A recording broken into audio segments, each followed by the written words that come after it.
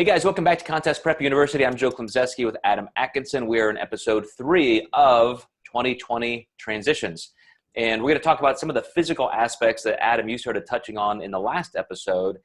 And that is that a lot of people are ready, they're leaner. We really do risk. I want to talk about this.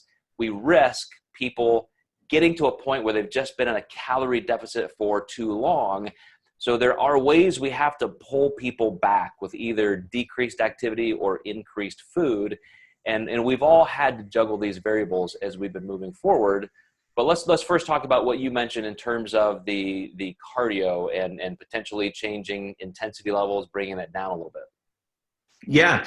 So if you have someone that's completely ready, as we know it, we could have 2 months before they actually get on stage. Currently, right now, in late April.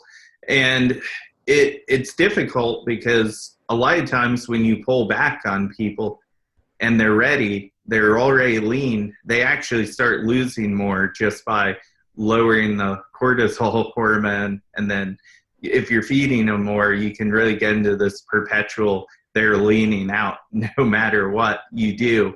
So that kind of goes into a lot of our episodes on metabolic building. But one thing I've really done is trying to limit HIIT cardio with those people because they don't need to be just disposing of glucose that quickly and depleting glucose. We actually want to be restoring it. So we're trying to give them more steady state cardio too, just because it's even just great for their mentality, gets them out of the house, gets them away from their husband, kids for a little bit. And this has been really helpful, but you start backing yourself into a corner if they keep losing, where you start to kind of have to take that away to some degree. But there's a lot of dynamics, a lot of physiological factors you can change along with that to help somebody not get into that perpetual state of just melting off body fat constantly. Yeah, I think what a lot of coaches don't understand is how physiologically determined somebody's ability and their capacity to stay lean really is.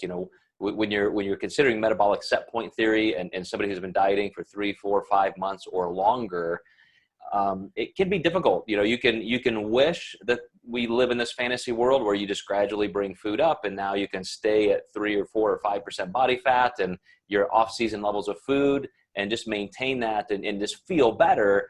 But truthfully, people will still have times of feeling extremely depleted. They could start losing a little bit of lean body mass fullness.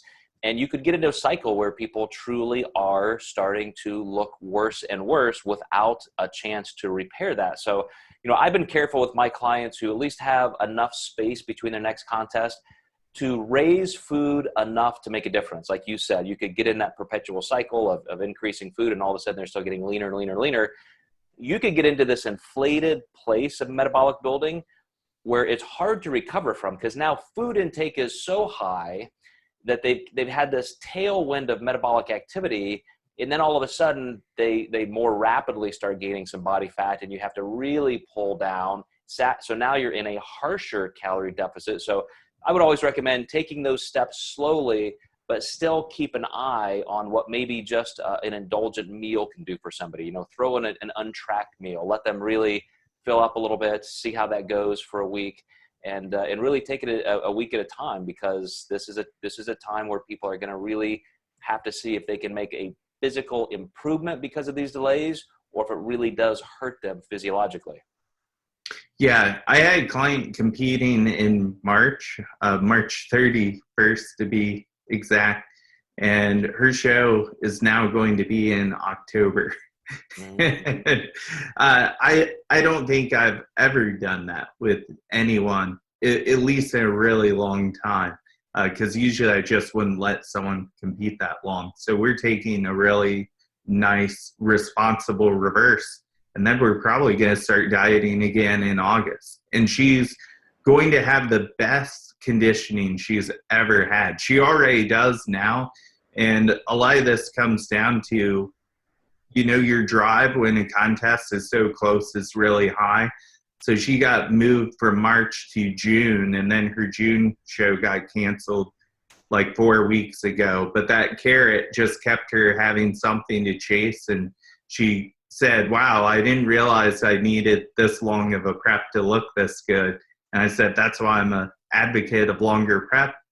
So some people are actually learning about themselves more. And I think you and I both agree, when these shows happen, we're going to see some of the best competitors we've ever seen. Yeah, and you just gave me a great idea for a way to wrap up this series. So I'm gonna save some of my points to your counter there for a little bit. But you guys stay with us. Next time, we're going to talk about binge eating and why this environment could be a little bit more of a breeding ground for some of those behaviors you don't want. So stay tuned, and we'll see you next time.